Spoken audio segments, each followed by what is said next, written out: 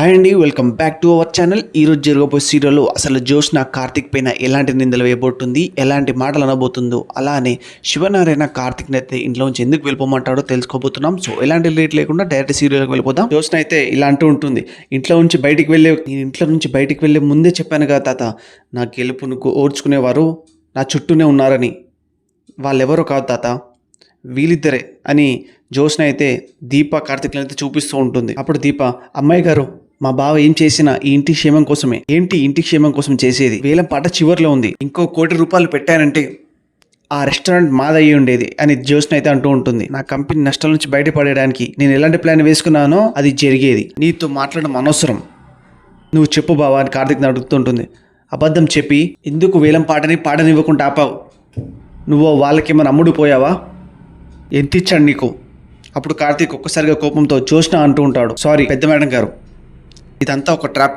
నేను కనుక అక్కడ లేకపోతే, అప్పుడు జ్యోత్స్న, నువ్వు కానీ అక్కడ లేకపోయి ఉంటే ఆ ఆస్తి మాదై ఉండేది. బిజినెస్ నీకు మాత్రమే కాదు, నాకు కూడా తెలుసు. నిన్ను ఇంటి దగ్గరనే వద్దన్నాను. మా తాతే నా మాట వినలేదు. మీరు ఇప్పుడు సమాధానం చెప్తారో చెప్పండి తాత అని జ్యోత్స్న అయితే అంటూ ఉంటుంది. అప్పుడు కార్తీక్ అయితే, పెద్ద సార్ మీరైనా నేను ఎందుకు చేశానో, పెద్ద సార్ మీరైనా తెలుసుకోండి సార్ నేను ఎందుకు అలా చేశానంటే, ఈ మాటలు విన్న శివనారాయణ అయితే ఇంక చాలు ఆపరా అని అంటూ ఉంటాడు. నువ్వెవడరా నా మనమరాలకి అబద్ధాలు చెప్పి పాట ఆపడానికి వేలం పాటలో రెస్టారెంట్ దక్కించుకొని తనని తను ప్రూవ్ చేసుకోవడానికి ట్రై చేస్తుంటే నువ్వెవడరా ఆపడానికి? అంటే బిజినెస్ గురించి మాకు తెలీదా?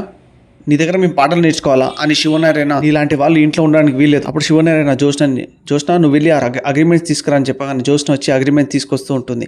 ఇంకా శివనారాయణ అప్పుడు ఇలా అంటూ ఉంటాడు, మన ఇంట్లో తప్పు చేసిన వాళ్ళు ఏం చేయాలి జ్యోత్స్న అంటే, మెడకంటి బయటికి పంపించేయాలి తాత అంటే, అలానే చేద్దాం ఇప్పుడు కార్తిక్ని అని శివనారాయణ అయితే అంటూ ఉంటాడు. ఈ మాటలు విని అందరు షాక్ అయిపోతూ ఉంటారు. ఇంకా అప్పుడు శివనారాయణ అయితే తన రికార్డ్స్ తన అగ్రిమెంట్స్ తనకి ఇచ్చేస్తూ ఉంటాడు.